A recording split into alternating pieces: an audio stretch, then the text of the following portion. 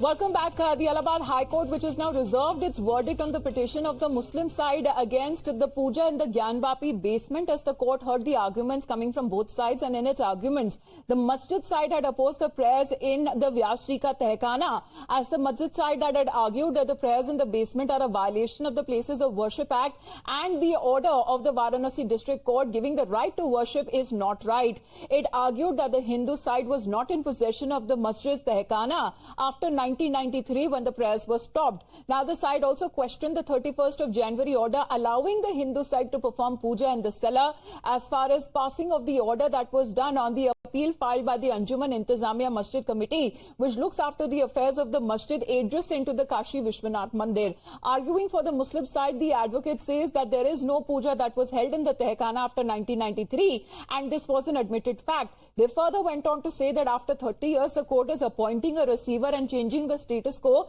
then there must be some cogent reason. Meanwhile, the masjid side, the lawyer has argued that the Hindus were never in possession of the Tehkana, while also saying that after the approval of the 17th of January application, the judge had become also, when it comes to the meaning, that his mandate had expired.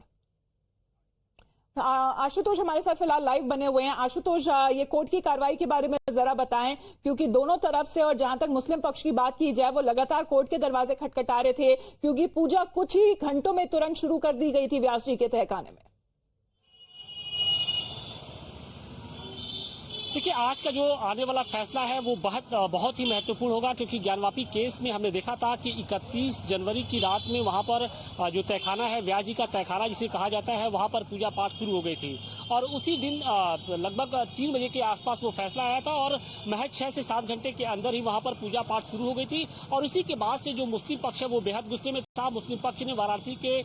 District court में भी इस पूजा पाठ के जो order था उसको challenge किया था और इसके साथ ही इलाहाबाद हाई कोर्ट में भी इस पूजा पाठ के आदेश को चैलेंज किया था। और इस दौरान 17 जनवरी के उस आदेश को भी उन्होंने चैलेंज किया था, जिसमें वाराणसी के डिस्ट्रिक्ट मजिस्ट्रेट को रिसीवर नियुक्त किया गया था। इससे लेकर इलाहाबाद हाई कोर्ट में पिछले 5 दिनों तक लगातार बहस चली है और इस बहस के दौरान हिंदू पक्ष की ओर से विष्णु शंकर जैन और सीएम वैद्यनाथन, जिन्होंने अयोध्या के केस में भी बहस की थी, हिंदू पक्ष की ओर से उन्होंने अपना पक्ष रखा। तो दूसरी तरफ अंजुमन इंतजामिया कमेटी की ओर से सुन्नी सेंट्रल वक्फ बोर्ड के जो सीनियर एडवोकेट है फरमान नकवी, उन्होंने अपना पक्ष रखा। इसके साथ ही जो उत्तर प्रदेश सरकार की ओर से एडवोकेट जनरल है, उन्होंने भी अपना पक्ष रखा। देखिए, मुस्लिम पक्ष का यह कहना है कि 1993 तक वहां पर किसी तरीके का पूजा पाठ नहीं होता आया था। इसके अलावा 1993 के बाद भी वहां पर किसी तरीके का पूजा पाठ नहीं होता आया था। जबकि हिंदू पक्ष का यह कहना है कि 1993 के पहले वहां पर यानी व्यास जी के तहखाने में नियमित तौर पे पूजा पाठ होता आया था और इसके बाद तत्कालीन जो उत्तर प्रदेश की सरकार थी, मुलायम सिंह यादव की सरकार थी, उन्होंने बैरिकेटिंग करके व्यास जी के परिवार को तहखाने से बेदखल कर दिया और उसी को लेकर जो व्यास जी का परिवार था वो लगातार कोर्ट के दरवाजे खटखटा रहा था। और उसके बाद हमने देखा था कि जब सितंबर 2023 में व्यास जी के परिवार की ओर से वाराणसी की डिस्ट्रिक्ट कोर्ट में एक एप्लीकेशन दाखिल की गई थी और इसमें यह मांग की गई थी कि जो अंजुमन इंतजामिया कमेटी है, जो मुस्लिम पक्ष है, वो तहखाने पर कब्जा कर सकता है। ऐसे में वहां पर वाराणसी के डीएम को रिसीवर नियुक्त कर दिया जाए ताकि वहां पर जो पूजा पाठ है और जो तहखाने की देखभाल है किया जा सके। इसके बाद 17 जनवरी को एक ऑर्डर आता है जिसमें वाराणसी के डीएम को रिसीवर नियुक्त किया जाता है और इसके बाद फिर 31 जनवरी के दोपहर में लगभग 3 बजे के आसपास वाराणसी के डिस्ट्रिक्ट कोर्ट की ओर से यह आदेश दिया जाता है कि नहीं, व्यास जी के तहखाने में पूजा पाठ हो सकता है। हालांकि मुस्लिम पक्ष का यह कहना है कि उस 17 जनवरी के आदेश में यह कहीं नहीं लिखा गया था कि रिसीवर नियुक्त होने के साथ साथ वहां पर पूजा पाठ की इजाजत दी जाए और इसी को लेकर जो मुस्लिम पक्ष है वो लगातार हाईकोर्ट में अपनी जो दलीलें थे वो रखा था। तो आशुतोष, वाराणसी कोर्ट में भी क्या इसी मुद्दे पर लेकर कोई और अलग से कोई सुनवाई है क्या आज? देखिए, वाराणसी के डिस्ट्रिक्ट कोर्ट में भी आज इसी मामले को लेकर सुनवाई है। जिस दिन 31 जनवरी को जब ये आदेश आया था उसके बाद मुस्लिम पक्ष ने एक जो अपील थी वो इलाहाबाद हाई कोर्ट में दाखिल की थी और एक जो अपनी याचिका थी वो वाराणसी के डिस्ट्रिक्ट कोर्ट में डाली थी और उसमें ये मांग की थी कि फिलहाल पूजा पाठ को स्थगित कर दिया जाए और अगले 15 दिनों तक जब तक कुछ नया आदेश न आ जाए तब तक उस पूजा पाठ को स्थगित किया जाए। हालांकि अभी क्योंकि डिस्ट्रिक्ट जो जज हैं उनका तबादला वो रिटायर्ड हो चुके हैं, कोई नए डिस्ट्रिक्ट जज नहीं आए हैं, लिहाजा अभी इससे लेकर जो कुछ नियमित तौर की सुनवाई है वो नहीं हो पा रही है। तो ऐसे में आज एक बार फिर से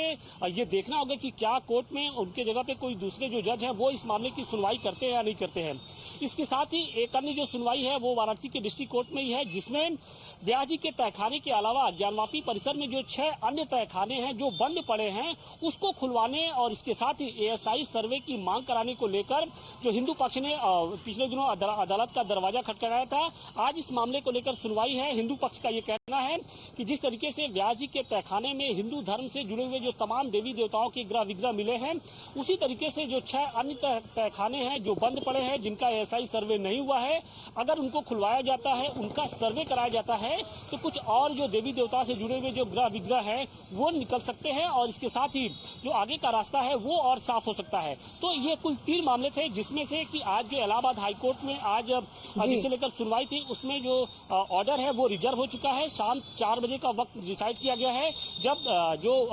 हाईकोर्ट है वो अपना फैसला सुनाएगी। हालांकि इसके पहले जो सभी पक्ष यानी हिंदू के साथ साथ जो मुस्लिम पक्ष है उसको भी जस्टिस। तो बड़ी खबर फिलहाल यही आ रही है कि इलाहाबाद हाईकोर्ट ने अभी रिजर्व कर दिया अपना ऑर्डर। आशुतोष, जानकारी लाते हुए धन्यवाद आपका हमारे साथ जुड़ने के लिए। So the Allahabad high court which now has reserved it's order. देखिए, आज का जो आने वाला फैसला है वो बहुत ही महत्वपूर्ण होगा, क्योंकि ज्ञानवापी केस में हमने देखा था कि 31 जनवरी की रात में वहां पर जो तहखाना है, व्याजी का तहखाना जिसे कहा जाता है, वहां पर पूजा पाठ शुरू हो गई थी और उसी दिन लगभग 3 बजे के आसपास वो फैसला आया था और महज 6 से 7 घंटे के अंदर ही वहां पर पूजा पाठ शुरू हो गई थी। और इसी के बाद से जो मुस्लिम पक्ष है वो बेहद गुस्से में था। मुस्लिम पक्ष ने वाराणसी के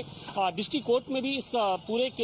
पूजा पाठ के जो ऑर्डर था उसको चैलेंज किया था और इसके साथ ही इलाहाबाद हाईकोर्ट में भी इस पूजा पाठ के आदेश को चैलेंज किया था। और इस दौरान 17 जनवरी के उस आदेश को भी उन्होंने चैलेंज किया था, जिसमें वाराणसी के डिस्ट्रिक्ट मजिस्ट्रेट को रिसीवर नियुक्त किया गया था। इससे लेकर इलाहाबाद हाईकोर्ट में पिछले 5 दिनों तक लगातार बहस चली है और इस बहस के दौरान हिंदू पक्ष की ओर से विष्णु शंकर जैन और सीएम वैद्यनाथन, जिन्होंने अयोध्या के केस में भी बहस की थी हिंदू पक्ष की ओर से, उन्होंने अपना पक्ष रखा। तो दूसरी तरफ अंजुमन इंतजामिया कमेटी की ओर से सुन्नी सेंट्रल वक्फ बोर्ड के जो सीनियर एडवोकेट हैं फरमान नकवी, उन्होंने अपना पक्ष रखा। इसके साथ ही जो उत्तर प्रदेश सरकार की ओर से एडवोकेट जनरल हैं, उन्होंने भी अपना पक्ष रखा। देखिए, मुस्लिम पक्ष का ये कहना है कि 1993 तक वहां पर किसी तरीके का पूजा पाठ नहीं होता आया था। इसके अलावा 1993 के बाद भी वहां पर किसी तरीके का पूजा पाठ नहीं होता आया था। जबकि हिंदू पक्ष का ये कहना है कि 1993 के पहले वहां पर यानी व्यास जी के तहखाने में नियमित तौर पे पूजा पाठ होता आया था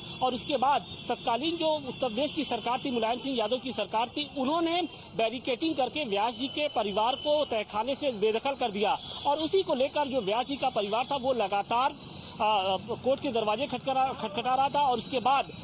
हमने देखा था कि जब सितंबर 2023 में व्यास जी के परिवार की ओर से वाराणसी की डिस्ट्रिक्ट कोर्ट में एक एप्लीकेशन दाखिल की गई थी और इसमें यह मांग की गई थी कि जो अंजुमन इंतजामिया कमेटी है, जो मुस्लिम पक्ष है, वो तहखाने पर कब्जा कर सकता है। ऐसे में वहां पर वाराणसी के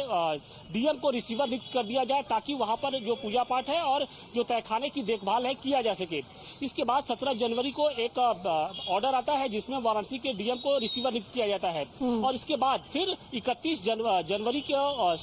दोपहर में लगभग 3 बजे के आसपास वाराणसी के डिस्ट्रिक्ट कोर्ट की ओर से यह आदेश दिया जाता है कि नहीं, व्यास जी के तहखाने में पूजा पाठ हो सकता है। हालांकि मुस्लिम पक्ष का ये कहना है कि उस 17 जनवरी के आदेश में ये कहीं नहीं लिखा गया था कि रिसीवर नियुक्त होने के साथ साथ वहां पर पूजा पाठ की इजाजत दी जाए और इसी को लेकर जो मुस्लिम पक्ष है वो लगातार हाईकोर्ट में अपनी जो दलीलें थे वो रखा था।